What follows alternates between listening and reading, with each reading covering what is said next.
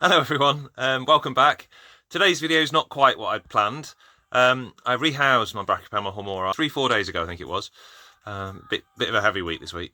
And last night I came in and I saw legs up in the air and I thought, oh, he's molted. He was a bit sluggish in the rehouse, as you'll see. So I saw legs in the air, but I thought I'd better leave him alone. He might still be molting. And then I saw that he'd moved and the legs were moved. It all moved. And a bit later it had moved again. So that's when I got him down, and you'll see the clip from when I get him down, and yeah, he's hardened up and walking around, and he's been dragging that molt around. You'll see what happens in the video. I'm after opinions. Did I do the right thing? Okay, so today's lucky spider is the Brachypelma hamorii. It's a lucky spider because it's going from a 1.3 to a 3 litre bra blast. Well, it's more than double the size. I don't know if he's going to be showing me a feeding response or not. Well, yes, basically, he normally does. He's always been a good feeder. He's potentially a walker over. However, I'm not in any kind of rush to walk him over. So a bit like last time, really. I'll see what happens. If he holds onto the bush or something, then I can just carry on. Okay. So far so good. Let's go in a bit.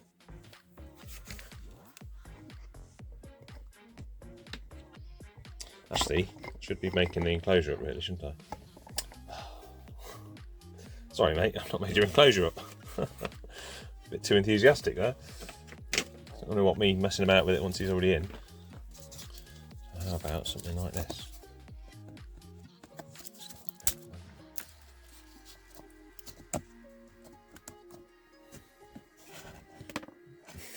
It's like a little Flintstones house. Well, yeah, I suppose it works. That's a hide, isn't it? You can have a bit of moss just for variety, but I keep him on a little bit on the dry side really compared to some of the others, so this moss will just die. Gives him a little bit of texture, something to sit on, maybe. Right, let's start again. The way I should have started in the first place. I'll put his water bowl in after I've got him now, I think. So, how are we doing, mate?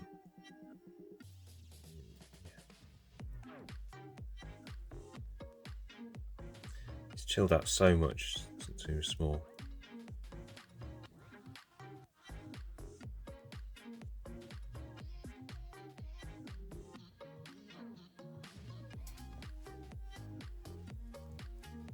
Can we go up?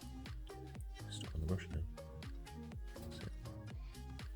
I just don't think there's much point in me catching up in him at this point. Come on then. Trap his feet, but no gap there either. There he goes. Go on then. No, that wasn't the plan. This way.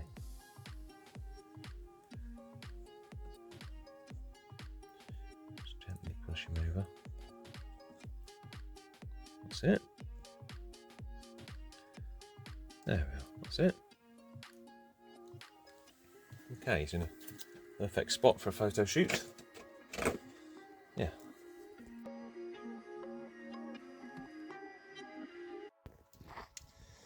This is a bit of a weird one. My Brachypelma hamorii seems to have got 2 legs stuck in its molt. It's been walking around with that molt attached to it. 1, 2, 3, 4, 5, 6. Is that just? I think it's got 2 legs that are just like stuck still in the molt. It's got humidity in there. You can see it's, you could say it's a bit too humid for a hamorii really, but it only got rehoused into there about 3-4 days ago, and it was very sluggish when I rehoused it, and then it's obviously molted, but not quite made it all the way out. So I'm sort of monitoring the situation really at the moment. Thinking about trying to get a few drops of water on the molt, just in case that'll help. And seeing what I don't want to lose some legs, but we'll see what happens. I'm not really sure what else you can do other than leave them to it really. The spider is definitely healthy and it's got humidity in there.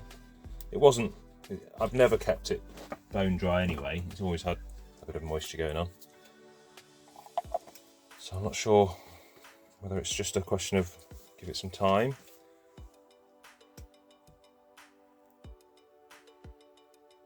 This is my idea. I don't know how much this would really help because the moult is waterproof anyway, isn't it? See, it's got 2 legs completely stuck in there. So it's hard to know what to do, isn't it, really? I think maybe I should just leave it overnight and see what happens in the morning, see if it's managed to do it overnight on its own. I don't know what else I can really do. I don't want it to rip off its own legs or anything. Just having a... Can I help it out at all?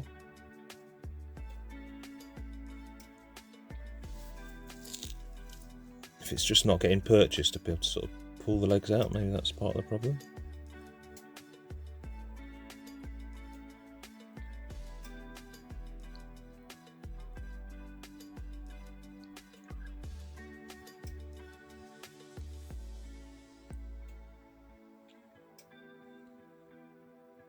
In fact, it's even let me do this. It's kind of strange, but maybe if I wet this brush, maybe that's a better idea. So I'm just trying with this wetted brush to see if that'll ease it out a bit.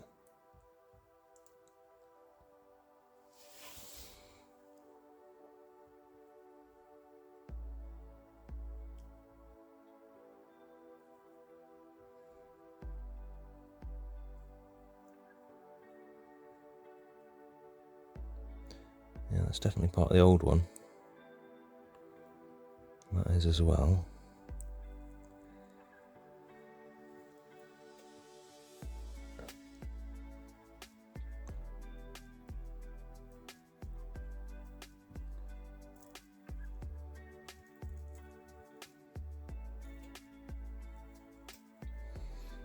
I suppose even if it involves pretty much taking the rest of the moult off it, all it's got left to deal with is the legs. Would that help, or would that going to give it less to catch onto? Oh, hang on, oh, I've got some movement there. Wet it down, have to put it in there. Come on. I've never had to deal with a stuck moult before.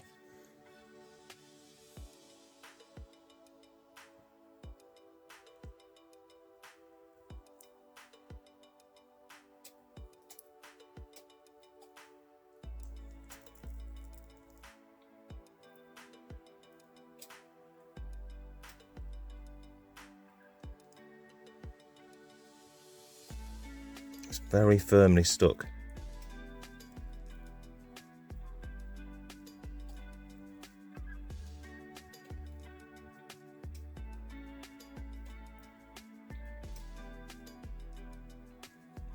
Trying to sort of be gentle. I don't want to cause more damage than I can, than I'm trying to deal with.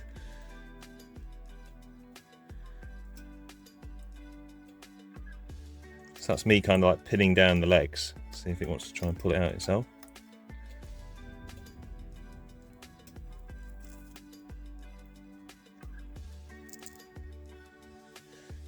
From what I understand, from what I've heard from Tom Moran talking about bad moults and things, and other people, well, I've got some of the moult off, they can only heal themselves from that joint up there, I think. I don't think you could snap it off here and it would seal itself up. Do you see what I mean?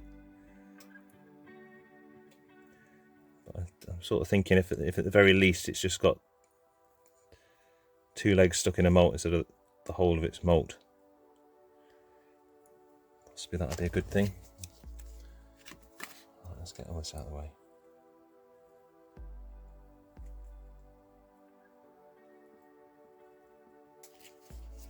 Not out there, not out there, please. No, come on.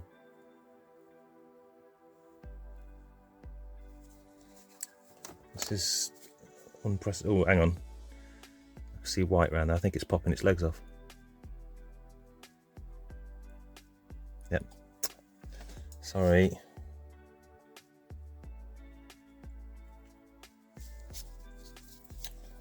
Well, I don't know if this is going to help anybody else. I think the best thing I can do now is leave it alone, isn't it?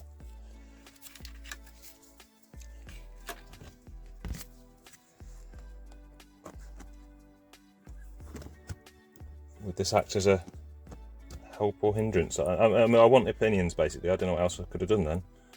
It was so firmly stuck on. I think it would have dropped its legs whatever happened. They were not coming out. Move that toe down.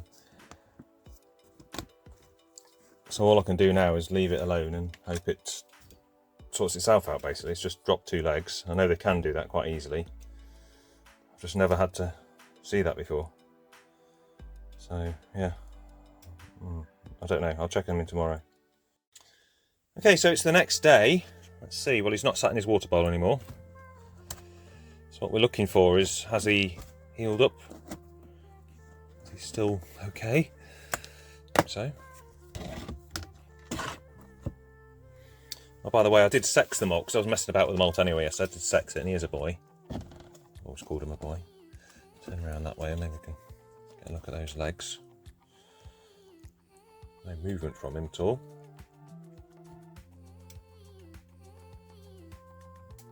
Never had this happen, so I don't know if that's normal.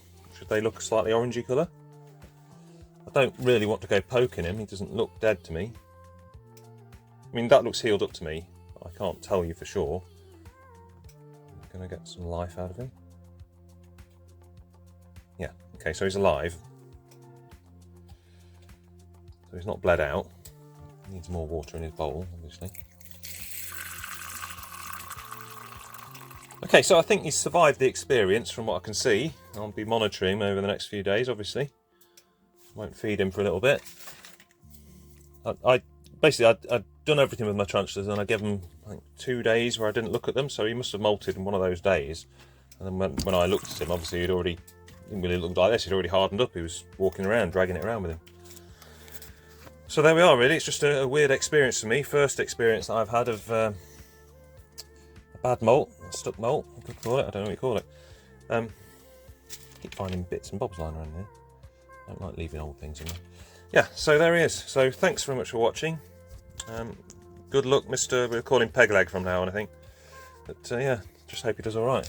Actually, if I leave that moss in there, it'll leach out.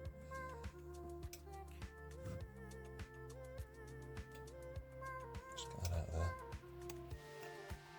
As I say, he's not been in this container long, so he's not really had a chance to do anything. So we'll just have to wait and see what happens with him.